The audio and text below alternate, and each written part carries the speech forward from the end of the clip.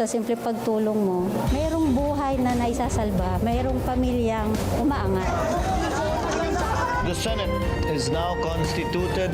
At ito ang mismong Chinese Coast Guard na napakinggan ni PBBM. 6 na milyong balotang gagamitin. Sa A to Z, kumpleto tayo.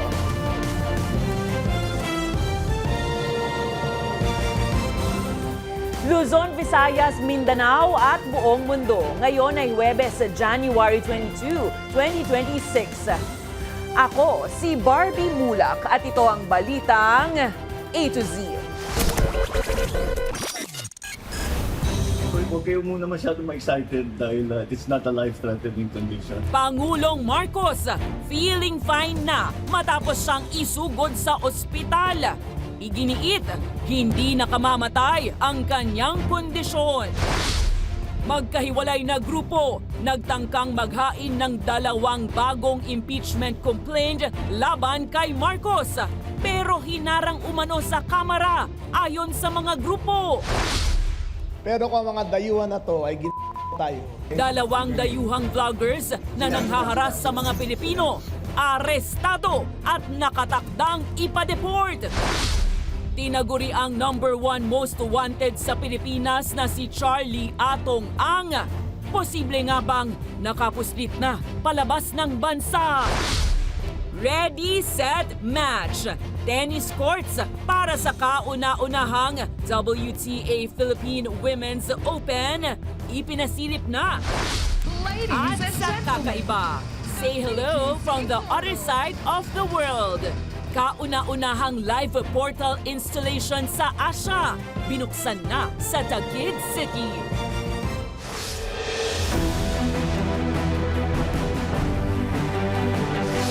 Magandang gabi, pambungad sa ating newscast.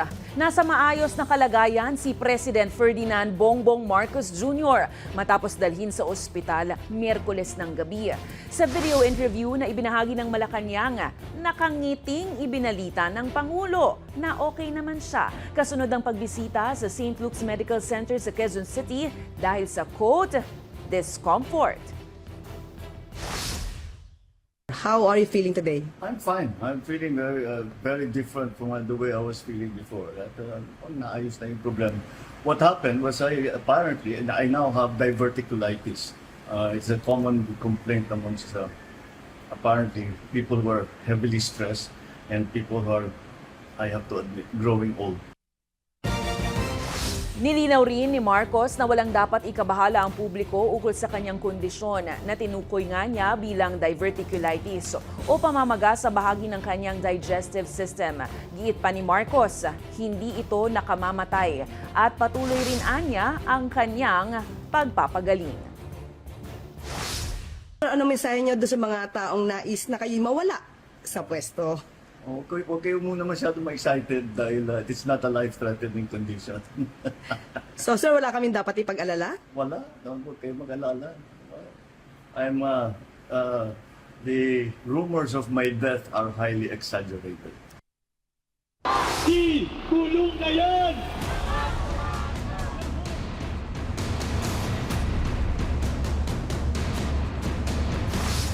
Dinala na sa House of Representatives ngayong Huwebes ang 2 pang bagong impeachment complaints laban kay Pangulong Marcos. Pero hindi ito formal na naihain sa Office of the Secretary General dahil saktong nasa ibang bansa si House Secretary General Cheloy Garafil. Git ng complainants, tila hinaharang ang kanilang reklamo pero walaan nilang dahilan para maantala ang pag-transmit nito sa House Speaker. Narito ang ating balitang A to Z. Okay, proceed lang po kami sa table. Tanghali ng January 22, nagtungo sa Kamara ang mga miyembro ng ilang progresibong grupo upang maghain ng ikalawang impeachment complaint laban kay Pangulong Ferdinand Marcos Jr. Pero hindi ito na-i-file dahil wala si House Secretary General Cheloy Garafil para personal na tanggapin ito. Nais namin magpahayag ng dismaya na ayaw tanggapin ng Executive Director ng Secretary General's Office ang complaint. Nasa Taiwan si Garafil para tumanggap ng isang award. Pero para sa complainants na sina Bayan President Renato Reyes at ex-Bayan Muna Representatives Teddy Casino at Nery Colmenares, itinuturing nilang filed na ang reklamo at umaasang itatransmit ito sa opisina ni House Speaker Faustino D. III. Why?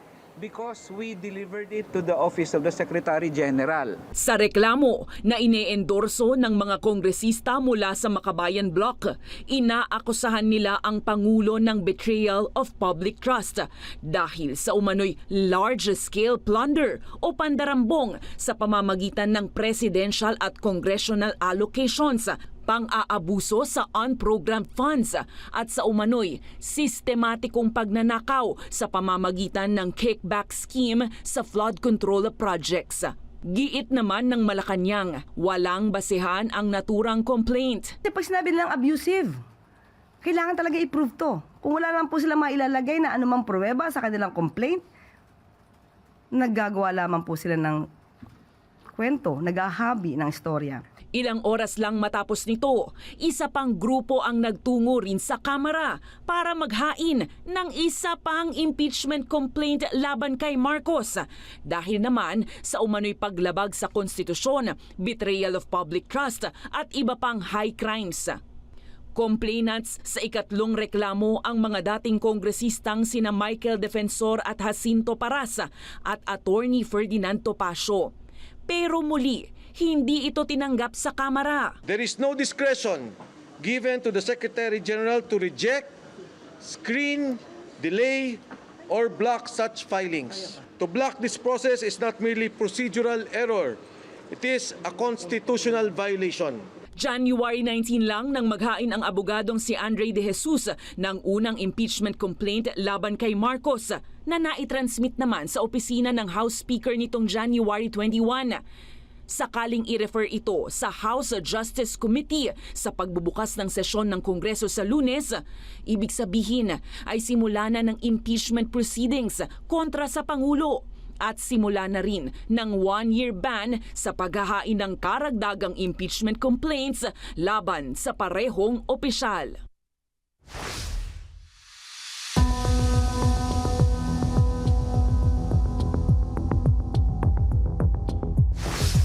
Patuloy ang paghahabol ng Department of Justice sa mga umano'y sangkot sa flood control corruption. Sunod sa listahan, si Senator Jinggoy Estrada, kasama muli si dating Senator Ramon Bong Revilla na inaasahang masasampahan na ng reklamong plunder. At ayon nga sa balitang A to Z ni Naomi Almojano, inaasahan na ang paglalabas ng mga subpoena bago matapos ang Enero. Gugulong na sa katapusan ng Enero ang preliminary investigation para sa plunder complaint na nakatakdang ihain anumang araw ngayon labang kina Senator Jinggoy Estrada at dating Senador Bong Revilla. Iba pa ito sa graft and malversation complaint sa Sandigan Bayan na kinahaharap ni Revilla kaugnay ng umano'y 92.8 million peso ghost flood control project sa Pandi, Bulacan na dahilan ng kanyang pagsuko at ngayon ay pagkakapiit sa New Quezon City Jail sa Payatas. And then we have 2 other cases for plunder. No? This time as against 2 or 3 cases against for plunder as against Senator Estrada and then again former Senator Bong Revilla, which is undergoing, which will start preliminary investigation. Noong September 2025 House hearing, isa si Estrada sa pinangalanan ni dating Bulacan 1st District Assistant Engineer Bryce Hernandez na umano'y tumanggap ng 30% na kickback mula sa mga flood control projects sa Bulacan. Si Senator Jinggoy po ay nagbaba ng 355 million ngayong 2025 sa mga ilang projects sa Bulacan. Agad itong itinanggi ni Estrada at hinamon pa ngang magpalay detector test si Hernandez. Tumanggi naman si Fadulio na idetalye sa ngayon ang gagawing investigasyon para aniya hindi maimpluwensyahan o mapurnada. Samantala, nagsasagawa naman na ng preliminary investigations ang Department of Justice sa 6 na malversation complaints laban sa Wawaw Builders at Top Notch Catalyst Builders para sa malversation complaints. By the middle of February, there will be results already. There will be either filings, either before the regional court or the Sandigan Bayan. Umapela naman sina Fadulyon at Public Works Secretary Vince Dizon ng pasensya at pangunawa mula sa taong bayan na naghihintay na ng may mapanagot sa mga umano'y sangkot sa korupsyon. May proseso tayo, talagang pinipilit na pabilisin dahil lahat naman tayo galit, lahat tayo naiinip. Madali pong magsampa ng kaso. Ang mahirap po, patunayan yung kaso. Gusto nating tiyakin na yung kaso na isasampa sa atin, yung kaso na i-conduct mo yung preliminary investigation, pag sinampa mo sa husgado, matibay, kayang tumagal at kayang lumaban at kayang makakuha ng konviksyon. Sa kasalukuyan, sa mga nasasangkot sa korupsyon kontra baha, nakadetain na sa piitan sina Sara Diskaya, Revilla at ilang DPWH officials. Para sa Balitang A to Z, Naomi Almohano. Inilabas na ang mugshot ni dating Senator Ramon Bong Revilla matapos siyang i-detain sa Quezon City Jail. Suot ni Revilla at mga kapwa-akusado ang dilaw na t-shirt ng Bureau of Jail Management and Penology at nakasaad ang kasong malversation of public funds. Kaugnay ito ng 92 million pesos na umano'y ghost of flood control project sa Pandi, Bulacan. Iginigiit naman ni Interior and Local Government Secretary John Vic Remulla na muli wala pong special treatment o anumang pribilehiyo para kay Revilla gaya ng paggamit ng gadgets at lutuan. Tiniyak din ng kalihim na prioridad niya ang kanyang tungkulin kahit pa kaibigan niya ang kapwa Caviteñong si Revilla. It pains me to see a friend go to jail. But my commitment to country goes beyond any friendship in this country. Uunahin ko muna ang bansa kahit ano mangyari. Naghain ng kanyang counter-affidavit si suspended Cavite 4th District Representative Francisco Kiko Barzaga laban sa mga reklamong inciting to sedition at protesting without a permit na isinampa laban sa kanya ng Philippine National Police Criminal Investigation and Detection Group. Ayon kay Barzaga, ina-exercise lang niya ang kanyang karapatan sa freedom of speech. Tinutukoy ng sedition complaint ang kanyang komentaryo sa posibleng paghihiwalay ng Mindanao, habang ang reklamo sa protesting without permit ay kaugnay ng pagkilos sa Forbes Park noong nakaraang taon. Dagdag naman ni Barzaga, walang nangyaring karahasan sa protesta at umaasa siyang madidismiss ang mga kaso at hindi naaabot pa sa korte. Outside the legal specifics, exercise of free speech for both of the complaints, and then the lack of any notable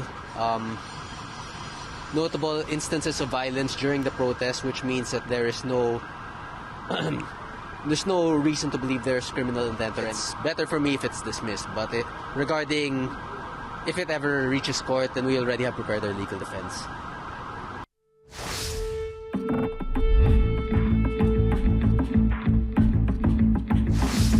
Inalerto na ng Pilipinas ang law enforcement counterparts sa ibang bansa sa posibilidad na tumakas na patungong Cambodia o kaya Thailand ang gaming tycoon at itinuturing na most wanted ng Pilipinas na si Charlie Atong Ang.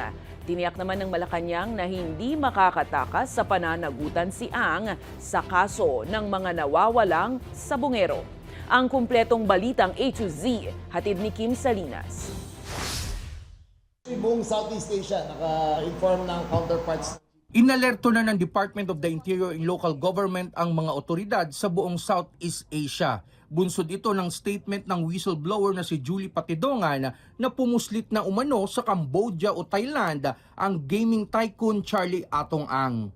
Wanted si Atong Ang sa kasong kidnapping with homicide kaugnay sa mga nawawalang sabungero. Kasi sa buong Bureau of Immigration, hindi siya dumaan sa any airport. So we speculate kung ando doon siya, ay sa backdoor siya dumaan. According to reports, nagkaroon rin ng operations doon si Charlie Atong Ang ng e-sabong. So may sarili siyang gaming outfit doon sa Cambodia. Now we are in contact with the police authorities there. Pero giit ni Remulla, hindi isinasantabi ng mga otoridad na nasa Pilipinas pa rin si Ang. Kinumpirma naman ng PNP Firearms and Explosive Office na nag-surrender ng mga baril ang abogado ni Ang sa Mandaluyong Police. Meron po silang 5 sinuko at according to them, yung isa nawawala. At certified law. So pinapatag nila dito na laws. Bagamat nagsuko na ng mga baril ang kampo, giit ng mga otoridad na nanatiling mapanganib si Ang. We still consider him armed and dangerous dahil 20 ang bodyguard niya. Kahit wala na siyang firearms under his name, yung mga taong nakapaligid sa kanya ay armado pa rin. Tiniyak ng Malacanang na mapapanagot sa batas si Ang at nakatutok pa rin si Pangulong Ferdinand Marcos Jr. sa kaso ng mga nawawalang sabongero. So kung ito po nangyayari ngayon, na isang malaking tao ay nasasangkot sa ganitong klaseng karumal-dumal na krimen, hindi po pababayaan ng gobyerno na hindi managot ang mga taong dapat na managot sa hustisya. Sa ngayon, tuloy-tuloy pa rin ang manhunt operation ng mga otoridad laban kay Ang. Una nang naglabas ng 10 milyong pisong reward ang DILG para sa sino mang makapagbibigay impormasyon sa kinaroroonan ni Ang. Para sa Balitang A to Z, Kim Salinas. Samantala, itinatanggi naman ni Acting Justice Secretary Frederick Vida na hinaharang niya ang National Bureau of Investigation sa paghahanap sa gaming tycoon na si Atong Ang. Tugon nito sa sinabi ni DILG Secretary John Vic Remulla na kumuha umano si Ang ng mga tauhan sa NBI para maging personal na bodyguard at iginiit umano ni Vida na hindi makikilahok ang NBI sa pagpapatupad ng warrant of arrest para maiwasan ng pag-leak ng impormasyon. Sinabi rin ni Vida na wala pang kumpirmasyon na nakapuslit na sa Cambodia si Ang.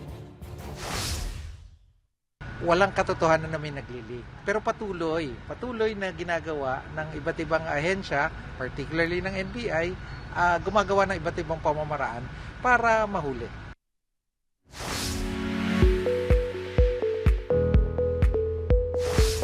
Good news po para sa mga nasa autism spectrum o di kaya ay may anxiety at sensory processing disorder. Bukas na po ang kauna-unahang sensory lab sa isang shopping mall sa Pasay City na posibleng makatulong sa ganitong kondisyon. Inilusent nga ang naturang lab sabay sa 30th National Autism Consciousness Week. Tampok rito ang sensory modulation zones na tumutulong para mabawasan ang epekto ng ingay at liwanag na maaaring makapagdulot ng stress. May mga therapeutic tools at espasyo din na tumutulong sa pagpapakalma ng sarili. At alam nyo ba, wala po itong bayad at pwedeng mabisita ng lahat ng nasa autism spectrum, maging neurodivergent individuals. Inclusion is not just about acceptance. It's also about creating initiatives that are appropriate and customized to suit the needs of those who have sensory sensitivities. We hope to open more or similar spaces across the country as we envision every community finding a place of calm, compassion, and care. Susunod, 2 dayuhang vloggers arestado dahil sa pangharas sa mga Pinoy. At mga gagamiting tennis court para sa kauna-unahang Philippine Women's Open sa bansa. Ipinasilip na sa media. Diyan lamang po kayo magbabalik ang Balitang A to Z.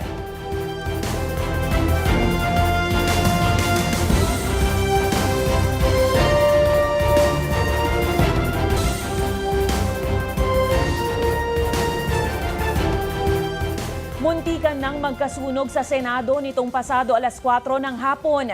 Yan ay matapos pumutok ang isang power bank habang sinacharge sa opisina ng Bills and Index Bureau. Sa paunang impormasyon, unang nasunog ang extension wire kung saan nakasaksak ang naturang power bank. Agad namang ininspeksyon ng Bureau of Fire Protection Marshal ang naturang insidente. Walang nasirang dokumento sa opisina. Pero matatanda ang November 2025 lang nang magkasunog sa Senate compound dahil umano sa naiwang nakasaksak na electric kettle na pinaniniwalaang pumutok.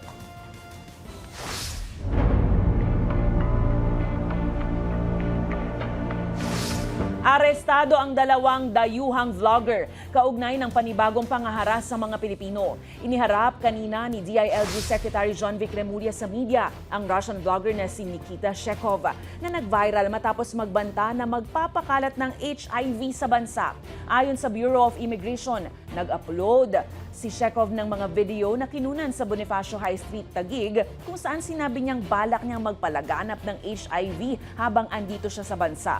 Ayon sa DILG, nagnegatibo ang vlogger sa HIV at iba pang sexually transmitted disease. Pero kakasuhan pa rin siya at ngayon ay nasa pasilidad ng BI habang ipinoproseso ang kanyang deportation. Samantala, arestado rin ng Estonian national na si Siim Ruusipu na inakusahan ng pambabastos at pangharas sa mga lokal ng Dumaguete, kabilang ang ilang menor de edad na kababaihan para lang sa social media content. Tiniyak naman ng DILG na harap ang dalawa sa parehong kapalaran ng Russian vlogger na si Vitaly Zorovetsky na una nang ikinulong bago tuluyang ipinadeport palabas ng Pilipinas. Pero kung ang mga dayuhan na to ay tayo, ay hindi natin atrasan to. Bibigyan natin ng buong bigat ng batas para maramdaman nila na kung maganda ang Pilipinas sa pag-iikot, sila ay mas magagandahan pag nasa loob na ng preso. Tinanggap na ni Metropolitan Manila Development Authority General Manager Nicolas Torre III ang paglilipat ng kanyang 4-star PNP rank kay Acting PNP Chief Lieutenant General Jose Melencio Nartates Jr. ayon sa Malacanang. Ayon nga kay Palace Press Officer Claire Castro, naayos na ang kaunting misunderstanding matapos itanggi ni Torre sa isang ambush interview na nagretiro na siya sa PNP.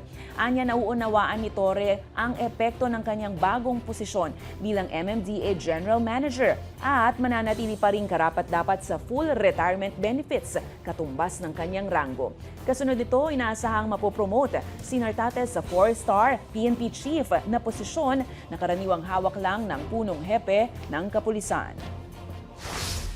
Naayos na po kasi kung mayroon mang misunderstanding na nagkapaliwanagan na po. Muli, ang mangyayari lamang po, siya po ay tatanggap ng benepisyo, full benefits, at lahat ng emoluments as a 4-star general.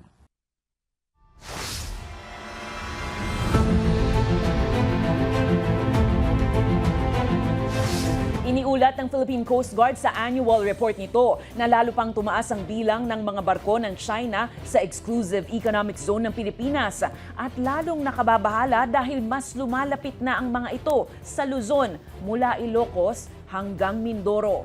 Ang balitang A to Z ni Ace Cruz. Tumaas ang presensya ng mga barko ng China sa Baho de Masinloc noong isang taon. Sa annual report ng Philippine Coast Guard, bahagi ang mga barko ng People's Liberation Army Navy, Chinese Coast Guard at Chinese Maritime Militia. Ayon kay PCG spokesperson for West Philippine Sea Commodore J. Tariela, bukod sa pagpasok sa Exclusive Economic Zone o EEZ ng Pilipinas, nakalapit na rin ng 23 nautical miles sa Dasol, Pangasinan ang Chinese ships noong April 2025. Dahilan para ma-displace ang mga Pilipinong mangingisda sa lugar. Dahil dito, dinagdagan na ng PCG ang pwersa nito sa Baho de Masinloc. Kamakailan, humirit ang Chinese Foreign Ministry sa pahayag ni Tariela na propaganda lang ang pagsaklolo ng Chinese Coast Guard sa mga distress na mga mangingisdang Pilipino. At pagbabayaran nila ng mga opisyal ang pagpapakalat ng disinformation. Sa hiwalay na University Forum naman kung saan guest speaker si Tariela, gumamit ang PCG spokesperson ng mga AI-generated images ni Chinese President Xi Jinping para ilarawan ang pambubuli ng China sa West Philippine Sea. Gate ng Chinese Foreign Ministry, pambabasos ito sa kanilang leader. Dumepensa ang Liberal Party, Akbayan at Mamamayang Liberal Party List at iginit na walang karapatan ang anumang bansa na pagbantaan ang Philippine government officials na nagtatanggol sa soberanya nito. Nitong Miyerkules, sinabi ni Senador Risa Ontiveros na nakababahala na ang anyay pagiging masamang bisita ng Chinese Embassy sa bansa. Masyado namang pa-victim ang pag-uugali ng Chinese Embassy dito sa Manila. After all, sila po yung umaatake ng lasers at kung ano-ano pa sa ating mga uniform services. Sila ang nagtataboy sa ating mga mangingisda sa fishing grounds ng Pilipinas. Sila ang sumisira ng ating likas yaman sa dagat. So tigilin nila yung ganyang masyadong pagiging balat sibuyas. Paglabagaan niyang asal na ito sa Vienna Convention on Diplomatic Relations. Nanindigan ng DFA na patuloy na isusulong ang karapatan ng bansa sa West Philippine Sea sang-ayon sa international law. Para sa balitang A to Z, Ace Cruz.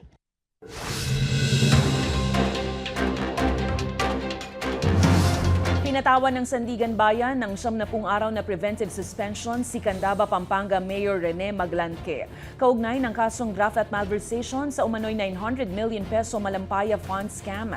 Sa resolusyon, pansamantalang hindi muna magiging alkalde ng lungsod at inutusan din ang DILG na magpatupad ng suspension at magulat sa korte sa loob ng 5 araw. Si Maglanque ay kabilang sa mga akusado kasama ang yumaong dating Budget Secretary Rolando Andaya Jr. Samantala, iginiit ni Energy Secretary Sharon Garin na may conflict of interest si Batangas 1st District Representative Leandro Leviste dahil hindi siya nag-divest sa Solar Philippines na itinatag niya bago mahalal sa Kongreso. Ayon sa SEC, nananatili pa rin siyang may-ari ng kumpanya na labag sa konstitusyon. Una nang iginiit ni Leviste na kumilos siya ng may mabuting loob at itineklara ang pagmamay-ari sa kanyang SALN.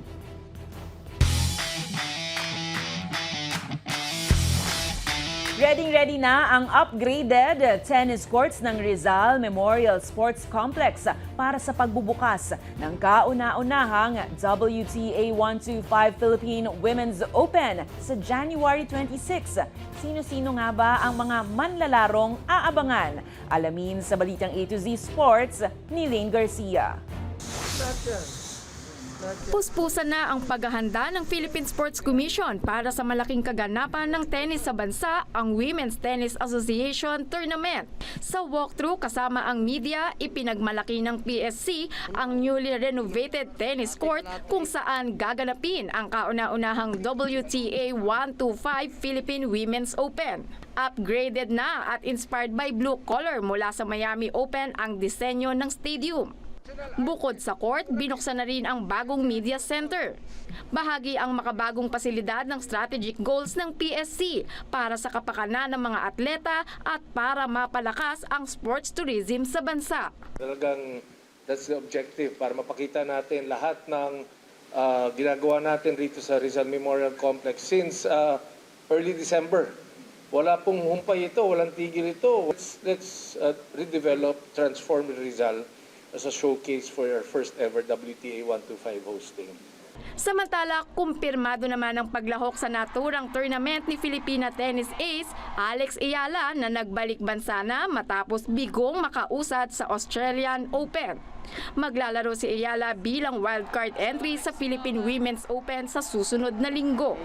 Wildcard din ang 18-year-old rising Filipina tennis player na si Teniel Madis na una nang nakapag-uwi ng 2 bronze medal sa 33rd SEA Games sa Thailand.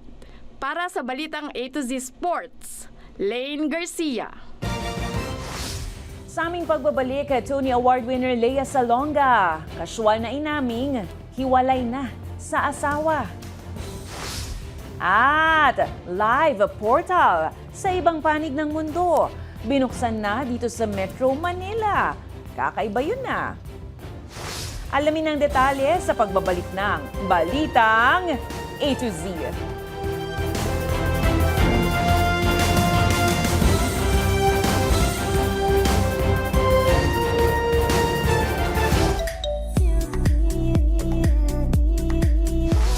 Marami ang nagulat sa revelasyon ni Tony Award-winning actress Lea Salonga na hiwalay na sila ng kanyang asawang si Robert Sheehan. Sa isang interview, casual na isiniwalat ng Broadway star ang estado ng relasyon nila ni Robert nang madako ang usapan patungkol sa nag-iisa nilang anak na si Nick. Ayon kay Lea, maraming nakukuhang suporta si Nick mula sa mga nagmamahal sa kanya. Hindi na nagbigay ng detalye ang singer-actress tungkol sa sanhi ng hiwalayan at kung kailan ito nangyari. Matatanda ang January 2007, ikinasal sina Lea at Robert sa Cathedral of Our Lady of Angels sa Los Angeles, California.